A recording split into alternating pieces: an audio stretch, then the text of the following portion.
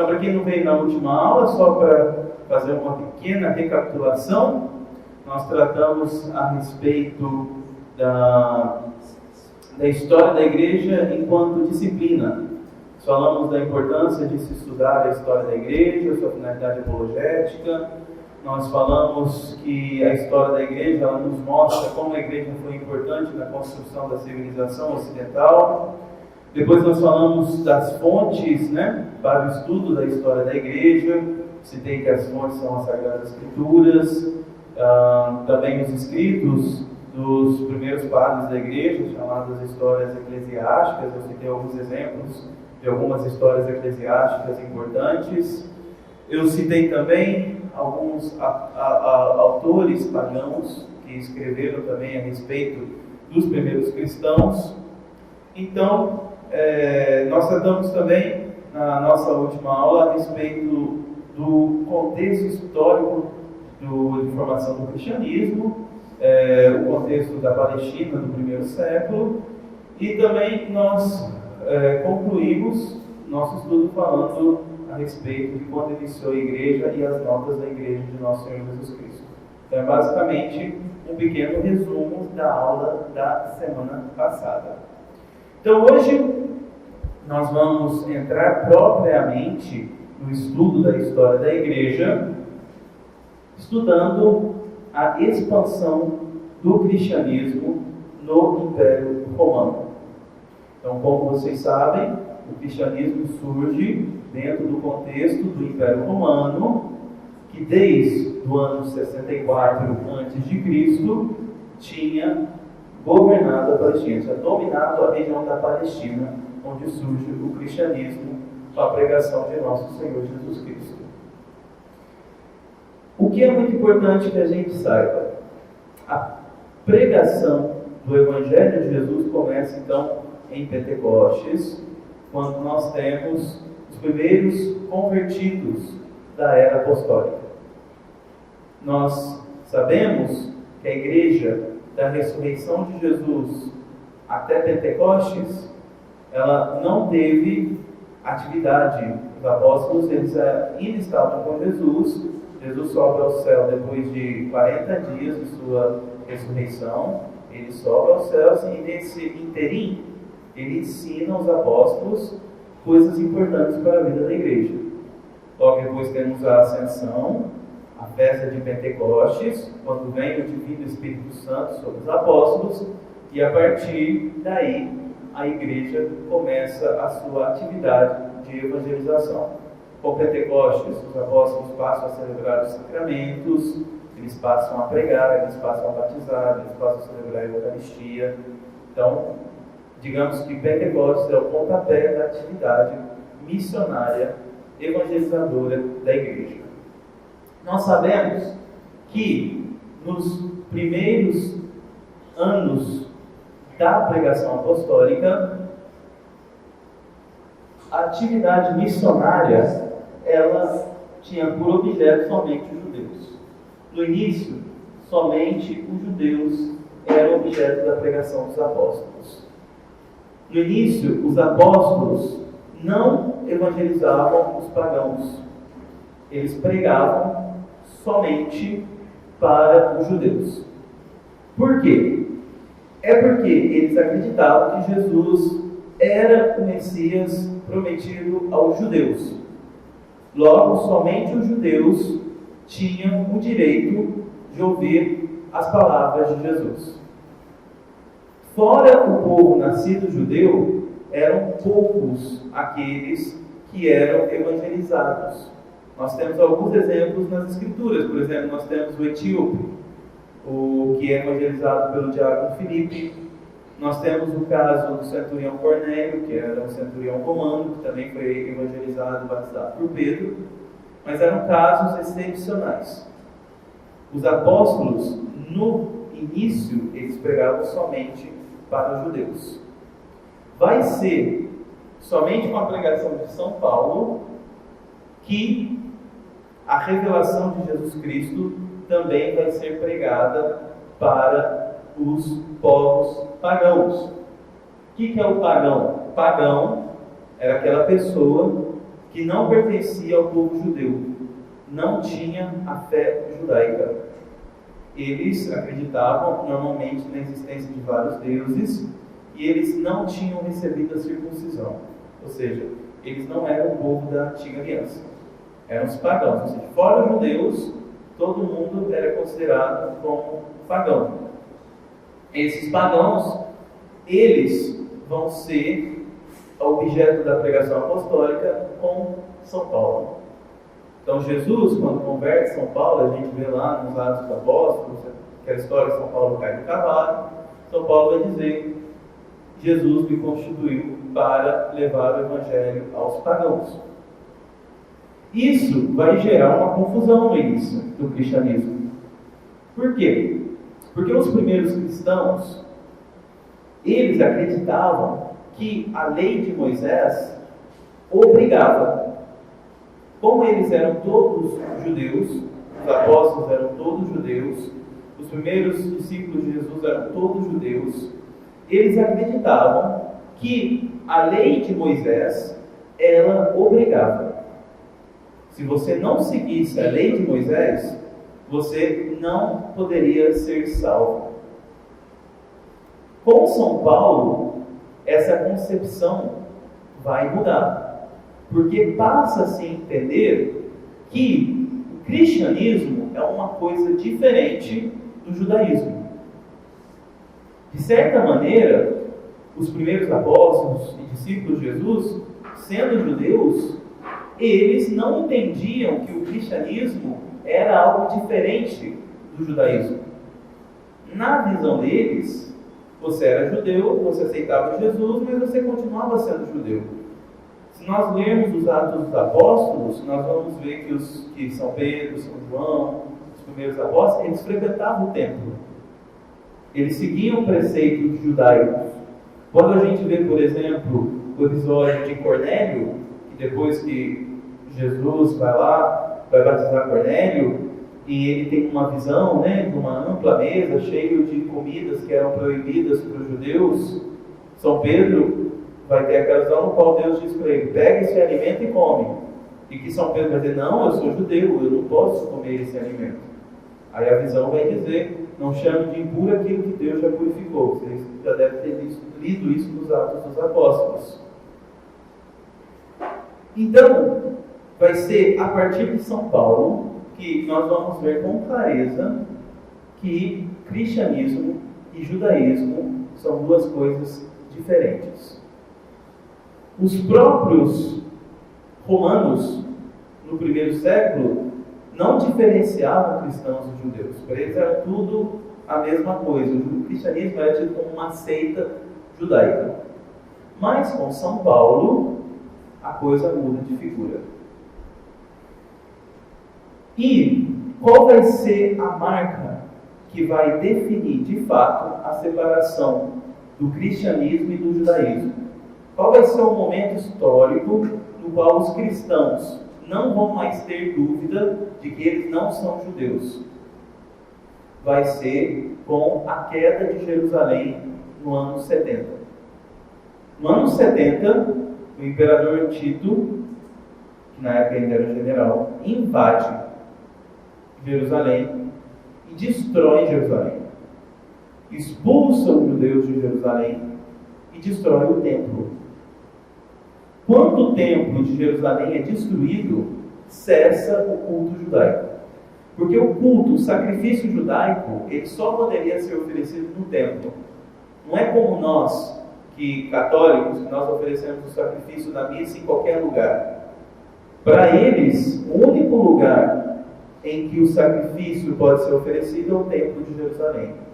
Logo, quando destrói-se o templo, o culto judaico cessa. O sacrifício judaico cessa. Eles ficam somente com a sinagoga. A sinagoga não é um lugar de oferecimento do sacrifício. A sinagoga é um lugar que eles iam para escutar sermões sobre a lei e os profetas. Mas não é no lugar do sacrifício propriamente dito. O culto oferecido a Deus não existe mais. Então, a partir deste momento, nós, cristãos, consideramos que a lei judaica perdeu todo o seu valor. E a partir deste momento, seguir preceitos judaicos para os cristãos passou a ser visto como pecado. Por isso que nós não seguimos mais os sábados, nós não seguimos as leis rituais judaicas, nós não seguimos mais a circuncisão, porque passa a se entender que o que importa agora é a fé em Jesus Cristo e os sacramentos deixados por Jesus Cristo. O que nos salva agora não é mais se circuncidar ou deixar de comer carne de porco ou fazer alguma das leis preceituais judaicas. O que nos salva agora é aceitar Jesus Cristo e receber o batismo. É isso que nos salva. Portanto, a partir do ano 70, nós temos com clareza que cristãos e judeus não são a mesma coisa. E a partir desse momento, o cristianismo passa a se espalhar ainda mais entre os pagãos. De tal forma que, já no final do século I, a maioria dos cristãos já não são mais cristãos vindos do judaísmo, mas cristãos vindos do paganismo. Ou seja, a demografia cristã, digamos assim, que é socialmente falando, o cristianismo vai ter mais membros pagãos já no final do primeiro século do que membros judaicos, de origem judia. Outro elemento importante. Nos primeiros séculos do cristianismo, o cristianismo é um movimento urbano. Ou seja, ele se concentra nas principais cidades do Império Romano. Cidades, por exemplo, como Roma. Nós temos, já na época de São Paulo e Roma, nós tínhamos 5 comunidades cristãs vivendo em Roma. Cidade de Éfeso, tanto é que nós temos uma das cartas de São Paulo aos Efésios. Éfeso era uma cidade muito importante na Ásia Menor, no centro cultural, onde estava o templo da deusa Artemis, que era uma das deusas mais cultuadas do mundo antigo, ou seja, era um ponto comercial muito importante. Nós vemos São Paulo que vai ter problema em Éfeso, porque começa a evangelizar e converter as pessoas, e isso vai atrapalhar o comércio no templo de Artemis, por exemplo. Nós temos o cristianismo muito difundido em Colossos, nós temos uma carta aos Colossenses, e nós temos o cristianismo que começa a se difundir em várias regiões, por exemplo, em Alexandria, no Egito, porém sempre em ambiente urbano. A evangelização do campo, das regiões rurais, vai ser muito tardia. O cristianismo vai entrar no campo somente a partir do século V, com as atividades missionárias do Papa Gregório Magno, Gregório Grande, como nós chamamos, né? São Gregório Magno. A partir dele, o cristianismo vai passar a se difundir também no campo e nas regiões fora do Império Romano. Mas nesse início, eu trago um mapa aqui para vocês, nós temos focos de cristianismo em regiões urbanizadas. Então, essas regiões mais escuras aqui que vocês podem ver são lugares onde eu tenho presença do cristianismo aqui entre o primeiro e o quarto século, né? E a partir do quarto século, então, o cristianismo passa a se difundir nessa região um pouquinho assim mais, como eu posso dizer, essa cor aqui meio marrom, né? É onde o cristianismo vai passar a se difundir a partir do ano 300, quando ele passa a ter liberdade, né, concedida por Constantino. Mas nós vemos que até o período da liberdade, que Constantino vai dar à igreja no ano 313, o cristianismo ele se concentra em certas regiões urbanas. Nós vemos, por exemplo, essa região aqui, na região de Hippo e de Cartago, uma região urbana muito forte, onde você tem muita presença cristã. Essa região aqui, que é a Ásia Menor, tem muita presença cristã. Roma. Então, aqui o cristianismo ele se difunde mais. Porém, é necessário sabermos que até o século IV o cristianismo é uma pequena minoria do Império Romano. É uma minoria realmente pequena. E eu trago alguns dados aqui para vocês. Número de cristãos no Império Romano. Até a década de 40, até o ano 40 da era cristã, nós tínhamos em torno de 4.000 cristãos. Ou seja, era bem pouquinho. Nós vemos no ano 100, por volta de 7.500 cristãos, o que representava 0,02% da população romana. A população romana, eu estou dizendo, do Império Romano. Ou seja, era pouca gente. Porém, o cristianismo era um movimento que, ainda sendo minoritário, ele estava em expansão. Nós temos aqui no ano 150 cerca de 40 mil cristãos, 0,07% da população do Império Romano. A partir do ano 200, nós temos cerca de 200 mil cristãos, ou seja, cerca de 0,35% da população.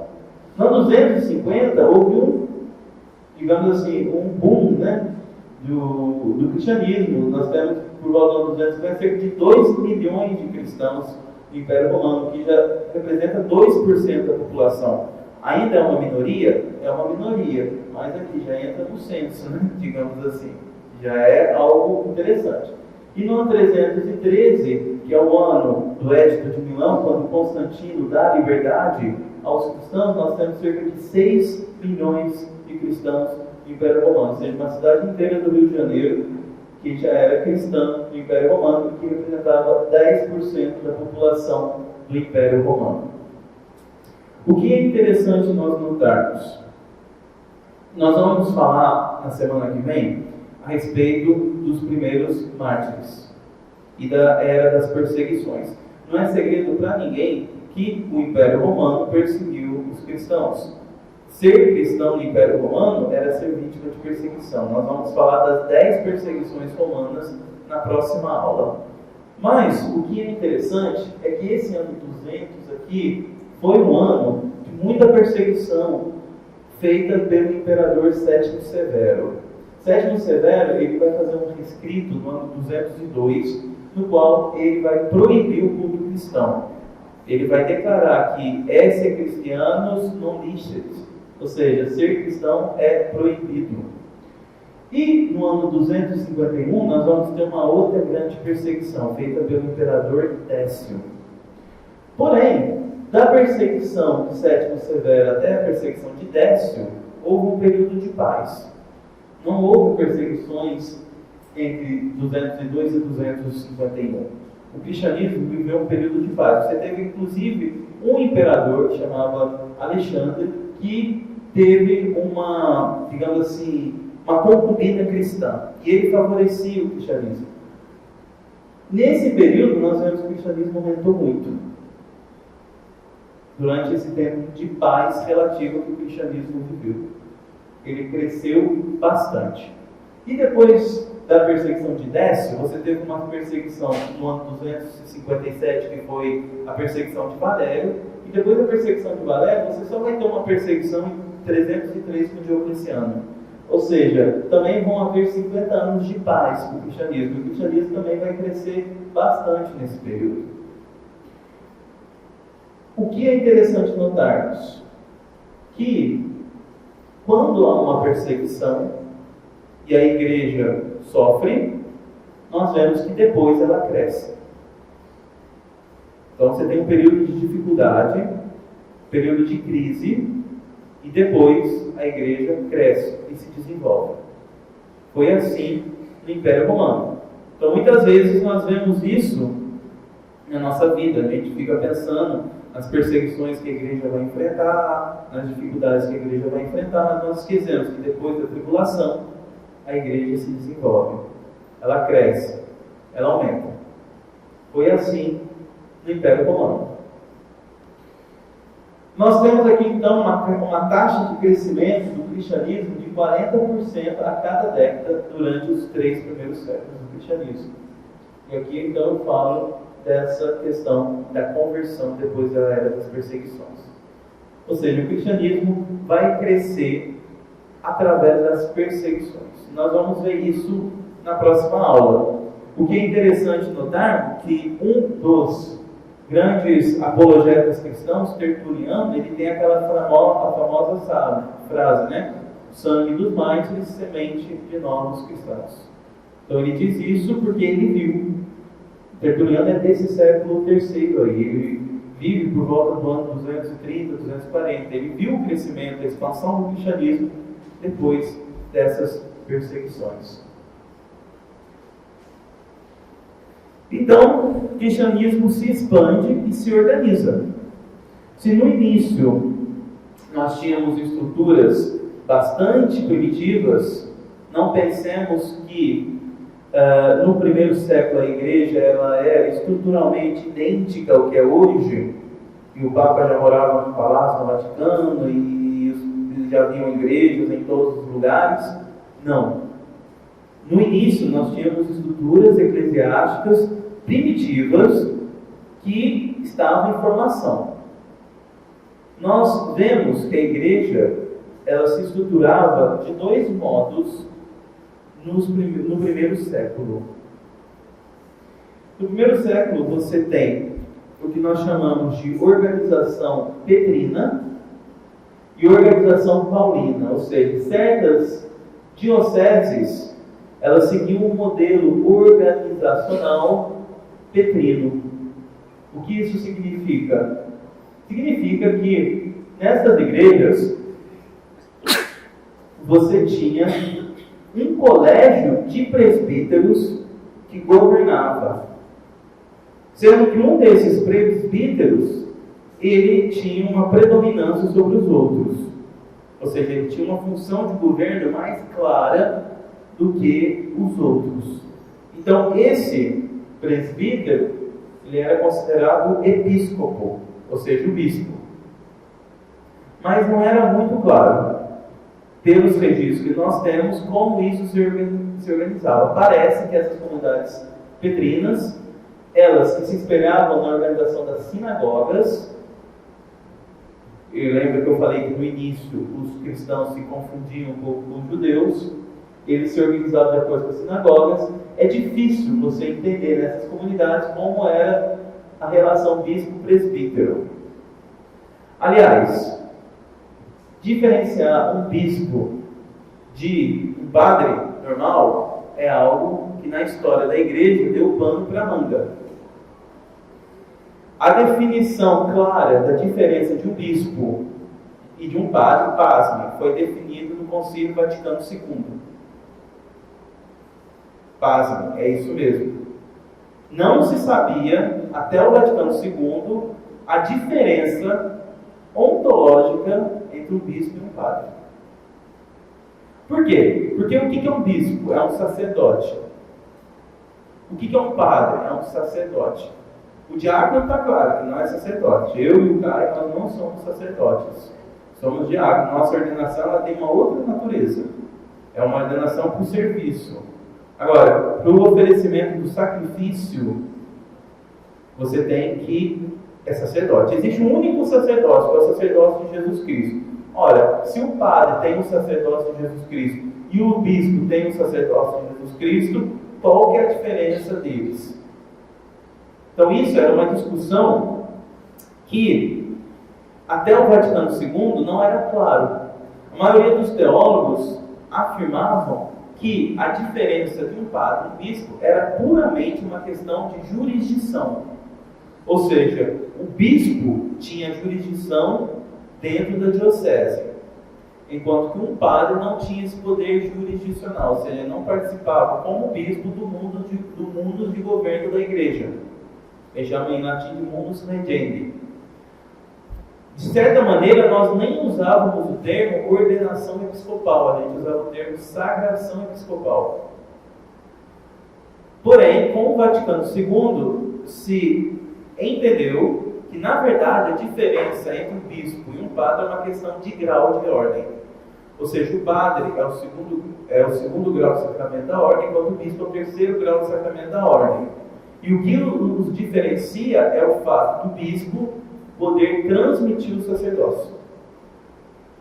Somente o bispo possui a plenitude da ordem sacerdotal, porque ele pode transmitir o sacerdócio. Enquanto que um padre, ele possui os poderes sacerdotais, mas ele não pode transmitir. Isso ficou muito claro a partir do Vaticano II. Um padre não ordena outro padre. Então ele não transmite o poder que ele tem. Enquanto o bispo, por possuir esse poder em plenitude, ele pode transmitir. Porém, até o Vaticano II, isso era muito obscuro. Tanto é que na Idade Média nós temos relatos de padres que ordenavam outros padres. Hoje a igreja sabe que essas ordenações foram inválidas, mas você teve isso na Idade Média. E a confusão, então, já inicia aqui, nessas igrejas petrinas, aqui de organização petrina, porque ela era governada por uma espécie de colégio de presbíteros e não fica muito claro o papel do bispo nessas comunidades. Porém, essas comunidades aqui é muito no início do cristianismo.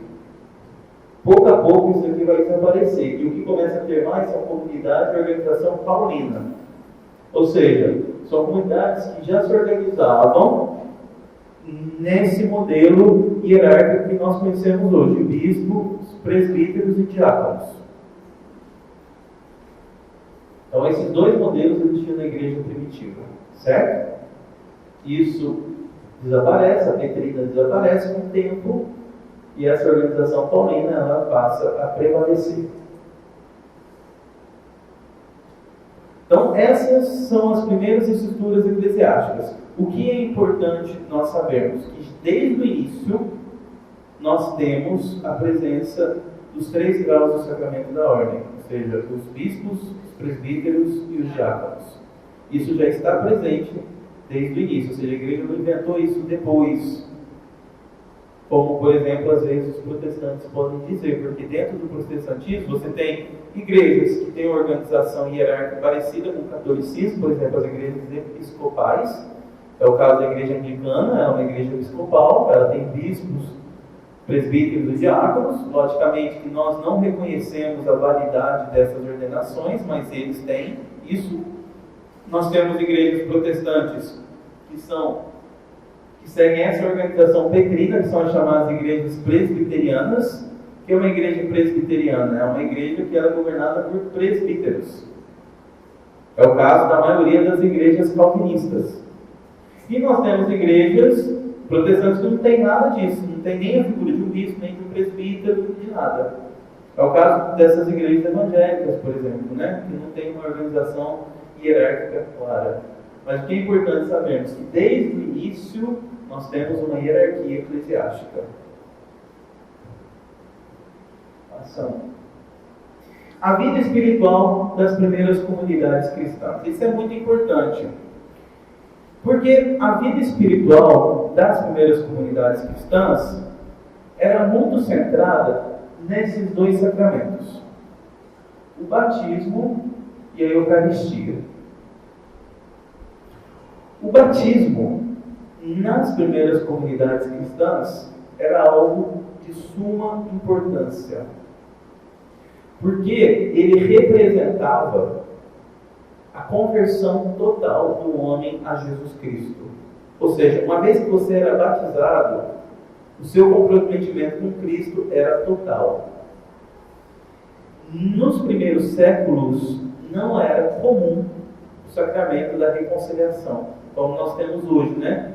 Graças a Deus, nós confessamos nossos pecados com muita facilidade. Se você pecou, você vai ali no Padre Brito e fala: Padre, me atende em confissão. Ele vai ali e te confessa e está tudo bem, certo? No início do cristianismo, não era assim que funcionava. Você se batizava e você realmente tinha que estar convertido, porque a confissão era algo bastante complexo nessa época. Como que funcionava a confissão? Você tinha que confessar seus pecados publicamente. Então, se você pecou, você ia confessar publicamente para todos os fiéis seu pecado. O bispo ia te impor uma penitência duríssima. Quando eu falo penitência duríssima, é duríssima mesmo. Coisa do tipo: peregrinar daqui a Aparecida do Norte a pé. Mais ou menos nessa base. Ou então, fazer, 40 dias de jejum. Isso eram as mais leves. Você tinha coisas realmente pesadas. Penitências que às vezes você demorava anos para cumprir. Você, enquanto estava penitente, você era afastado dos outros fiéis. E todos sabiam que você tinha pecado e estava fazendo penitência. Depois de muita penitência, o bispo te dava a absolvição dos pecados na Semana Santa. E detalhe, era uma vez na vida. Você não tinha como se confessar mais de uma vez. Era assim nas primeiras comunidades cristãs. Ou seja, para você se batizar, você tinha que estar realmente seguro da sua conversão. Não era como a gente hoje que fica brincando com o nosso batismo. Não, batizei aqui, mas enfim, vivo a minha vida, me converto. Não, naquela época o batizou é convertido de verdade. Por isso que muita gente, querendo dar uma de malandro, deixava para se batizar no fim da vida. Por quê? Porque achava que não ia dar conta de se converter de fato, então batizava no fim da vida. É o caso, por exemplo, do Constantino. Constantino se batizou no fim da vida. Por que ele não se batizou antes? Porque ele era imperador, então ele ia ter que matar a gente, ele ia ter que fazer as coisas. Então não dava para ele ter uma conversão tão profunda. Então ele deixa para se batizar no fim da vida. E como Constantino fez um grande bem à igreja, não dá para negar que Constantino fez um bem à igreja, porque ele tirou a igreja de uma situação de perseguição e colocou a igreja numa situação de liberdade, ou seja, ele realmente fez um bem muito grande para a igreja. Deus deu a graça dele estar vivo e se converter ainda antes de morrer e ser batizado antes de morrer, mas isso é temerário, deixar para postergar o batismo até o fim da vida é temerário, para ter que não dê tempo. Mas isso que acontecia. Então, o batismo era um momento de grande conversão. E a preparação para o batismo também era um tempo de provação. Você aceitava Jesus Cristo, você fazia um período longo de preparação, que é o catecumenato. Muita gente me pergunta, o que é ser catecúmeno? Catecúmeno é aquele que se prepara para receber o batismo. Isso é um catecúmeno. E nos primeiros tempos, você tinha todo um trabalho com os catecúmenos para que eles estivessem seguros do seu batismo. Antes de serem batizados, os que iam ser batizados eram aceitos pelo bispo no início da quaresma, passavam toda a quaresma se purificando para receberem o batismo na vigília pascal. Era isso que acontecia. E uma vez batizado, você realmente tinha que estar convertido, porque você não tinha muita chance de estar se confessando, como eu disse mais cedo. Certo? Então, batismo. E o ápice da vida do cristão nos primeiros séculos era a Eucaristia. A Eucaristia, ela era celebrada na madrugada do sábado para o domingo. Lembrando sempre que os primeiros cristãos não tinham a folga dominical que nós temos hoje. Então eles celebravam a Eucaristia entre o sábado e o domingo. Quando Cristo estava ressuscitando, na aurora do domingo, eles estavam celebrando a Eucaristia.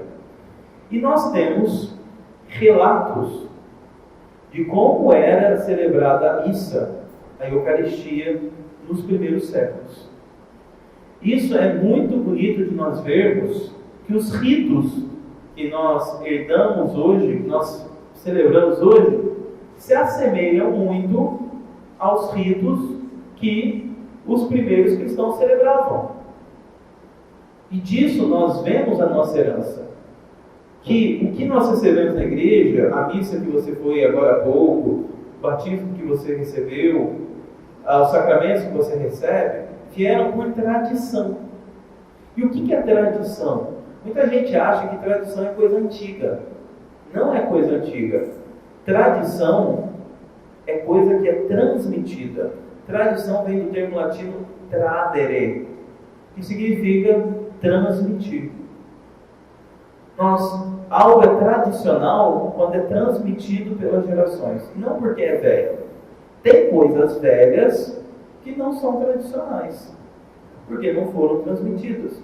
Você tem práticas, por exemplo, cristãs dos primeiros séculos, que não são práticas tradicionais, porque existiram um período histórico, mas cessaram.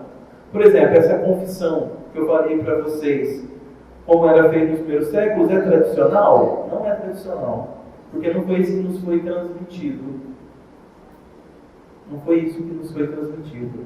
O que nos foi transmitido foi uma outra forma de confissão. Então, essa forma de confissão auricular, no qual você confessa os pecados ao padre do confessionário e ele recebe a absolução, é a forma tradicional de se confessar.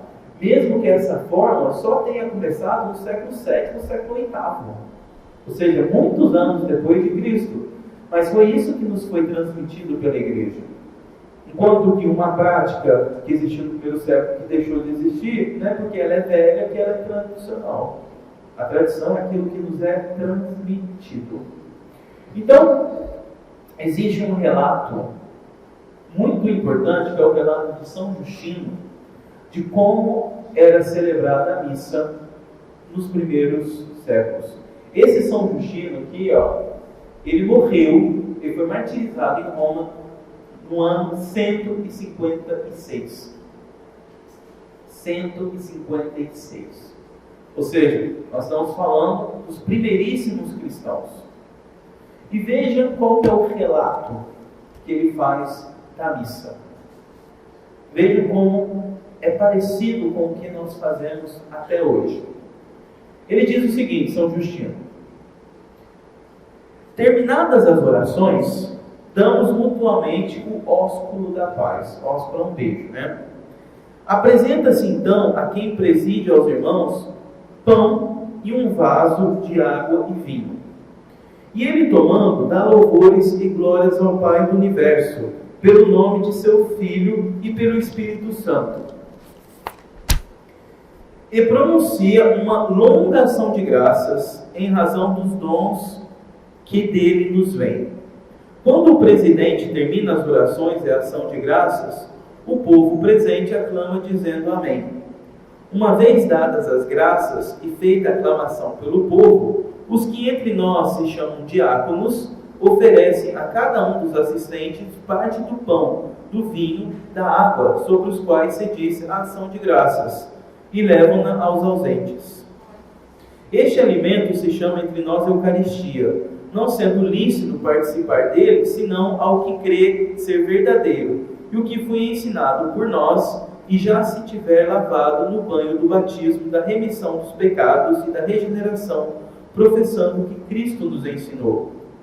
Porque não tomamos essas coisas como pão e bebida comuns, mas da mesma forma que Jesus Cristo, nosso Senhor, se fez carne e sangue por nossa salvação, assim também se nos ensinou que, por virtude da oração do Verbo, o alimento sobre o qual foi dita ação de graças, alimento de que se por transformação se nutre nosso sangue e nossas carnes, é a carne e o sangue daquele mesmo Jesus encarnado. Ou seja, 150, ele escreve isso, está no seu livro chamado Apologias. Os cristãos acreditavam que Jesus Cristo, o pão eucarístico, é a carne e o sangue do mesmo Jesus Cristo encarnado. Não tem espaço para protestantismo aqui, sinto muito, se tem algum protestante me escutando. Não tem espaço para protestantismo aqui. Ele é muito claro, São Justino, é a carne de Jesus Cristo encarnado. E ele continua: e foi assim que os apóstolos, nas memórias por eles escritas, chamadas Evangelhos, nos transmitiram ter sido ordenado fazer, quando Jesus, tomando o pão e dando graças, disse: fazei isto em memória de mim, isto é o meu corpo. E igualmente, tomando o cálice e dando graça, disse: este é o meu sangue, a qual somente a eles deu participar. Você vê, já fazia esse ritual, né, do padre, tomando pão e dizendo: isso é meu corpo, o cálice dizendo: esse é o cálice do meu sangue, que os primeiros cristãos já faziam isso. Ou seja, a missa nós recebemos por tradição. E é muito belo isso, ver como, quando nós vamos na missa, isso nos liga aos nossos primeiros antepassados cristãos. Porque a fé que nós professamos vier deles. Daí a importância também da história da igreja. No dia que se chama do Sol, domingo, celebra-se uma reunião dos que moram nas cidades e nos campos, e ali se lê, enquanto o tempo permite, a memória dos apóstolos e o escrito dos profetas. Assim que o leitor termina, o presidente faz uma exortação e convite para imitarmos tais belos exemplos. Erguemos-nos então e levantamos em conjunto as nossas preces, após as quais se oferece pão, vinho e água, como já dissemos. O presidente também, na medida de sua capacidade, faz elevar a Deus suas preces e ações de graças, respondendo todo o povo amém. Segue-se a distribuição a cada um dos alimentos consagrados pela ação de graças e o servir aos doentes por meio dos diáconos. Os que têm e querem dão o que lhes parece, conforme sua livre determinação, sendo a coleta entregue ao presidente, que assim auxilia os órfãos e viúvas, os enfermos, os pobres, os encarcerados, os forasteiros, constituindo-se, numa palavra, o provedor de quantos se acham em necessidade. Então, vamos aqui a missa dos primeiros séculos. Tinha a leitura dos profetas, a leitura dos apóstolos, leitura dos evangelhos, homilia, distribuição da Eucaristia, se levava a Eucaristia aos doentes. Ou seja, a igreja, como se diz, ela surge assim, católica, como nós somos até hoje. Então, esse é o nosso passado, essa é a nossa herança. O que é muito interessante notar que somente os batizados podiam ir na missa. Os que não eram batizados, eles poderiam ir até a leitura dos evangelhos e da homilia. Depois disso, eles eram retirados do local onde a missa era celebrada e a parte eucarística era feita somente entre os batizados. Tanto é que, se vocês forem pegar missais antigos, eles vêm com a seguinte divisão. A primeira parte da missa, até ali a homilia, era chamada de missa dos catecúmenos. E a segunda parte da missa, no qual somente os batizados podiam participar, era chamada de missa dos fiéis. Vinha desse período aqui, dos primeiros cristãos. E eles tiraram mesmo. Terminou a homilia, quem não era batizado tinha que ir embora. Então, a Eucaristia nós vemos, era o centro da vida dos cristãos e deve ser o centro da nossa vida até hoje. Assim como foi para eles, a Eucaristia é o centro da nossa vida até hoje. E a vida dos primeiros cristãos também era marcada pela caridade. Como nós vimos aqui, São Justino falava, eles faziam uma coleta na missa e essa coleta era destinada para os necessitados. E o ato dos apóstolos colabora também com essa afirmação de São Justino. Os atos dos apóstolos afirmam: a multidão dos fez era sua coração e sua alma. Ninguém dizia que eram suas as coisas que possuía, mas tudo entre eles era comum. Repartia-se então a cada um conforme a sua necessidade. Então São Justino já fala disso, os atos dos apóstolos também falam disso. Então a caridade era um elemento que marcava os cristãos. Era uma comunidade de enorme partilha. Uma vez que você entrava para o cristianismo, as suas posses já não eram mais tuas, eram de toda a comunidade cristã. Os primeiros convertidos, ainda em Jerusalém, quando eles eram batizados, eles pegavam seus bens e davam aos apóstolos. Então era assim, eles viviam uma espécie de, como eu posso dizer, comunitarismo, alguma coisa assim. Viviam em comum. Logicamente que isso não é praticado mais hoje, né, gente? Preciso nem falar isso, acho que é bem óbvio que hoje não dá mais para ser assim. Hoje as coisas mudaram. Hoje a gente é maioria. Na época tinha só 4 mil cristãos, 10 mil cristãos, agora somos, graças a Deus, pelo menos numericamente a maioria. Então não é algo mais praticável. Mas o espírito de caridade tem que ser o mesmo. O espírito de caridade é o mesmo. Nem tudo era um mar de rosas nos primeiros tempos do cristianismo. Nos primeiros tempos, já no início, nós tínhamos os hereges. O que é uma heresia? Isso é importante que nós saibamos, porque se fala muito da heresia, que a igreja persegue os hereges, mas pouca gente sabe o que é a heresia. A heresia são pessoas, um herege é uma pessoa que aceita parte da doutrina católica cristã e rejeita outras partes. A palavra hereses vem do grego e significa basicamente uma escolha. Ou seja, quando eu sou herege, eu escolho aquilo que eu vou acreditar. Então nós temos algo que chama-se depósito da fé. O depósito da fé é o conjunto de todas as verdades cristãs, de todas as doutrinas cristãs. O herege é aquele que escolhe algumas que ele acredita e rejeita outras que ele não acredita. Por exemplo, o protestante é um herege. Por quê? Porque ele acredita em muitas verdades. Ele acredita que Jesus Cristo é o Filho de Deus encarnado, certo? Ele acredita na Trindade, tá certo? Ele acredita, por exemplo, no batismo como um sacramento, verdade. Porém, ele não acredita que Jesus está presente na Eucaristia. Ou seja, ele acredita em muitas verdades e rejeita outras verdades. Isso é um herege. É diferente, por exemplo, de um apóstata. O que é uma apostasia? O apóstata é aquele que voluntariamente nega todas as verdades de fé. Ele abandona completamente todo o depósito da fé. Apóstata. Certo? Então, se você se apostasiou, é aquela pessoa que abandonou totalmente a religião. Isso é um apóstata. O herege, não. Ele perde a fé católica? Perde o herege. Mas ele não nega todas as verdades de fé. E nós temos o cismático. O que é um cismático? O cismático é aquele que ele tem fé católica. Ele até acredita nas verdades de fé católica, mas ele não aceita obedecer à igreja. Ou seja, ele rompe com a autoridade eclesiástica. Ele é um cismático. Não que ele não creia nas verdades da fé, mas ele não aceita seguir a autoridade da igreja. Ou seja, ele se coloca fora da unidade da igreja. Isso é um cisma. E quem comete o cisma é um cismático, certo?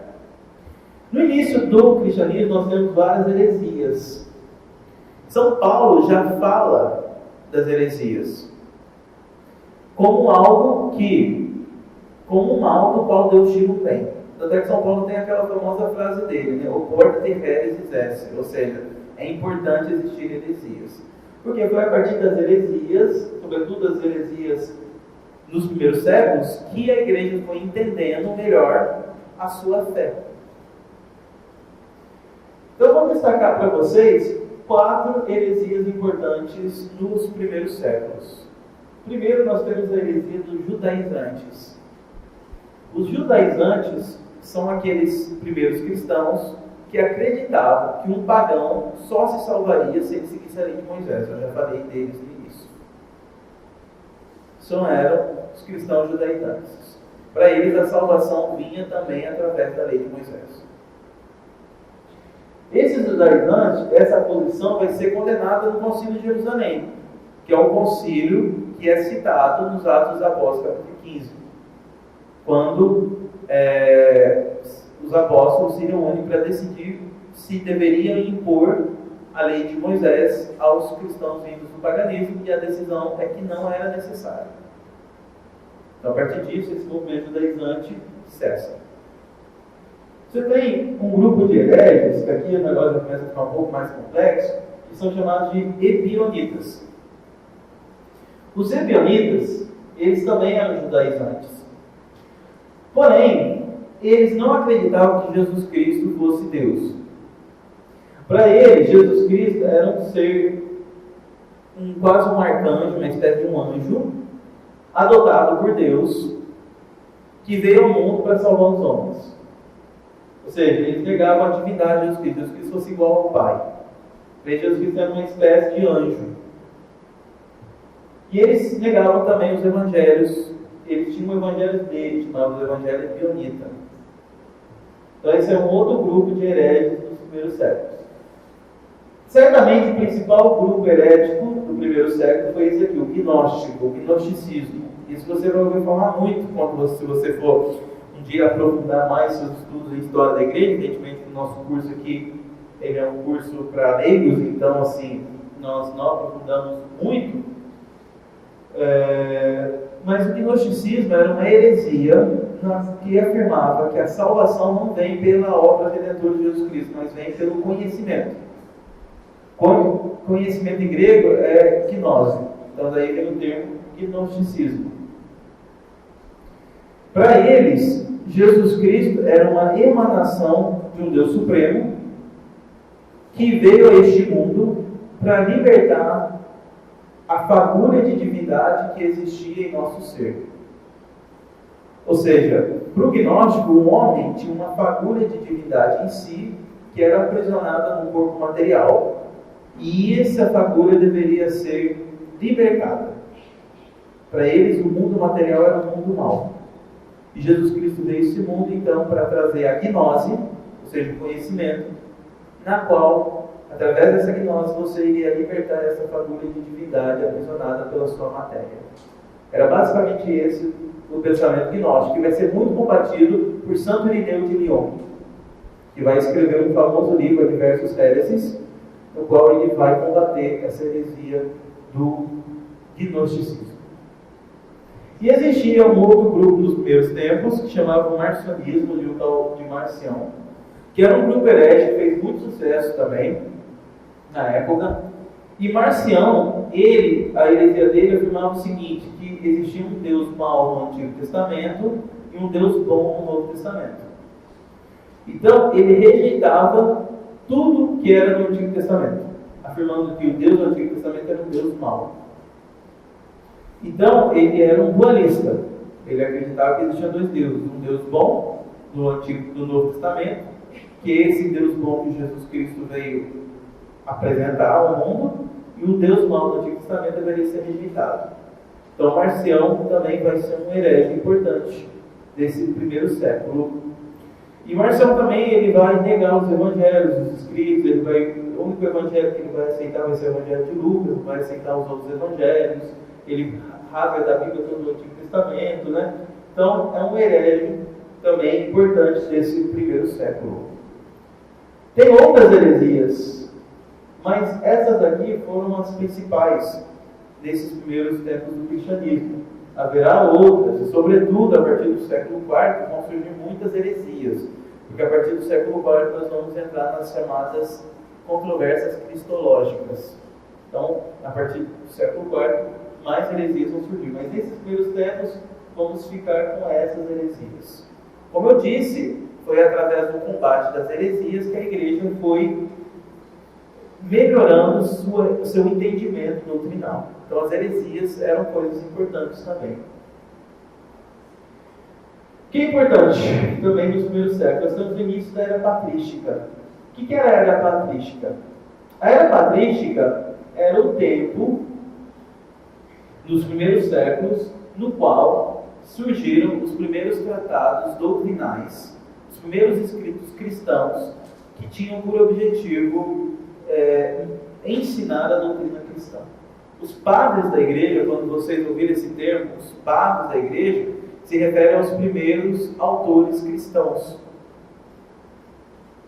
A primeira fase do cristianismo, da era patrística, vai se chamar a era subapostólica, que vai ter esses três padres, ou seja, esses três autores cristãos como os principais representantes. Certo? O primeiro deles que eu trouxe aqui é Clemente de Roma. Clemente de Roma foi o terceiro sucessor de São Pedro, ou seja, o quarto papa da igreja. Mas é que se vocês forem ler o cânon romano, quando cita os primeiros papas, vai citar esse Clemente, que ele cita Lino, Cleto, Clemente, Cisto, Cornélio, Cipriano, Lourenço, Crisólogo, Iorano e Paulo. Então, Clemente, é esse tal de Clemente de Roma aqui. Ele vai escrever uma carta, chamada Carta aos Coríntios, no qual ele, sendo bispo de Roma, vai interferir em um assunto da igreja de Corinto. E essa carta de São Clemente de Roma é entendida como sendo um dos primeiros atos papais no qual o Papa interfere numa igreja que não é a Igreja de Roma. Então, a carta de São Clemente de Roma aos Coríntios é um texto muito importante para defender a doutrina do primado papal.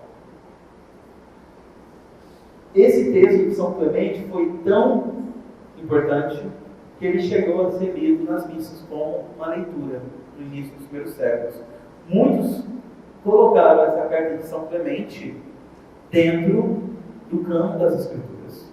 Tão importante foi essa carta. Logicamente que ela não permaneceu no campo das Escrituras, mas chegou a pertencer ao campo das Escrituras. Tamanha a importância de São Clemente de Roma. Quem for em Roma, e você não deixe de visitar a Basílica de São Clemente, que fica atrás do Coliseu, porque essa basílica foi construída em cima da casa onde viveu São Clemente de Roma.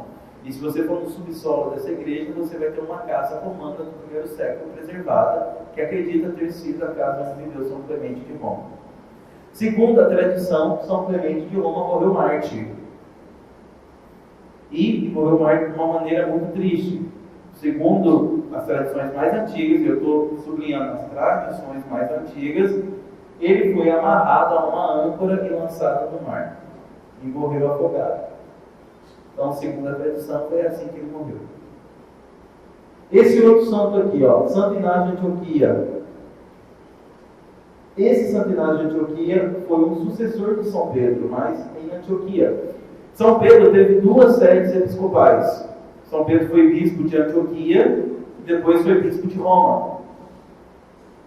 Pouca gente sabe, mas o dia 22 de fevereiro se celebra tradicionalmente a Cátedra de São Pedro em Antioquia. A Cátedra de São Pedro em Roma era celebrada no dia 18 de janeiro. Pouca gente sabe disso. Informação privilegiada para vocês. Depois, com a reforma litúrgica, passou-se a celebrar a Cátedra de São Pedro em Roma no dia 22 de fevereiro. Mas, tradicionalmente, 22 de fevereiro celebrava a Cátedra de São Pedro em Antioquia.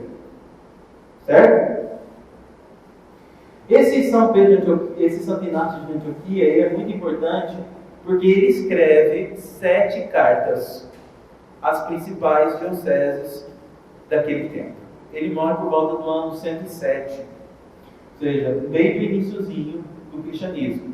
E essas cartas de Santo Inácio de Antioquia, elas possuem um conteúdo doutrinal muito importante.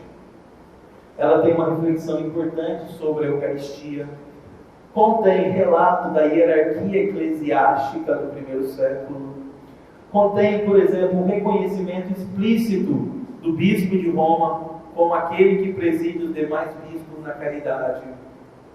Contém um relato explícito do poder episcopal dentro das dioceses.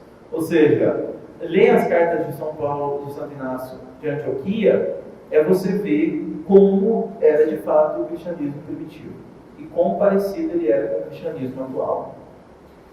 E você tem esse outro padre da igreja, que é muito importante, São Policarpo de Esmina, que é bispo de Esmina, foi discípulo de São João. Ou seja, ele conheceu São João, ele relata que esteve com o apóstolo João, e João pegou ele no colo quando ele era criança. E Policarpo de Esmina, ele também morre mártir por volta do ano 150, ele morre com 86 anos, ou seja, bastante idoso. E São Policarpo de Esmina tem uma carta aos Filipenses que é muito interessante, porque também ele faz um relato das estruturas eclesiásticas do seu tempo, e também, o que é muito interessante, é o relato do martírio de São Policarpo, porque você tem o que a gente chama de Acta Martyrum, ou seja, as atas dos martírios, dos primeiros mártires, e você tem um relato do martírio de São Policarpo de Esmina que vale a pena ser lido. Não tenho aqui, mas vocês podem achar isso na internet. É muito bonito e edificante o relato. Vai ser com São Policarpo que você vai ter uma busca, uma tentativa de unificar a data do Natal, dia 25 de dezembro. Nessa época, você sabe que até hoje, você tem cristãos que celebram o Natal dia 25 de dezembro e você tem cristãos que celebram o Natal dia 6 de janeiro. Nas igrejas ortodoxas, o Natal é dia 6 de janeiro, não é dia 25 de dezembro igual a gente. São Policarpo vai lutar já nesse primeiro século para unificar a data do Natal, que é bem interessante isso. E você tem outros escritos também muito importantes que relatam a vida e a doutrina dos primeiros cristãos. Eu quero dar destaque, e vale a pena que vocês leiam, essa daqui, a Didaqué. A Didaqué é conhecida como o Catecismo dos Apóstolos. Também foi um texto que chegou a ser considerado como inspirado. E o que é interessante da Didaqué é que ela possui elementos de vida espiritual, de doutrina e regras práticas da vida cristã. Muitas das coisas que você vai falar, por que a igreja faz isso? Você já encontra que na Didaqué que os cristãos nos primeiros séculos já faziam isso. Por exemplo, capítulo 14 da Didaqué diz o seguinte: reúna-se no dia do Senhor para partir o pão e agradecer após ter confessado os pecados, para que o sacrifício seja puro. Então você já vê que na Didaqué você já tem uma ordem para que se reúna no dia do Senhor, ou seja, domingo. Para quem não sabe, a palavra domingo significa dia do Senhor, vem do latim dies domini, domingo, ou seja, dia do Senhor. Então se reúna no domingo para partir o pão, ou seja, celebrar a Eucaristia, tendo confessado os seus pecados, ou seja, você tendo pedido perdão a Deus dos seus pecados, ou seja, você tem que comungar de coração puro, purificado. Já tem isso na Didaqué. Na Didaqué você tem regras para o batismo, você tem regras para a missa, você tem uma série de regras. É muito interessante ler, é um relato precioso de como viviam as primeiras comunidades cristãs. E você tem esse outro livro, que é bem legal, que chama O Pastor de Hermas, que também é muito importante lermos, porque esse livro também foi considerado inspirado por muitos nos primeiros séculos. Ele é um livro de um tratado moral, muito parecido com o livro de Jó. Ele se inspira bastante no livro de Jó. É bem interessante estar lendo isso daqui. Então, já estou falando há 1 hora, eu falei que a nossa exposição tem mais ou menos 1 hora. Então, essa é a nossa segunda aula.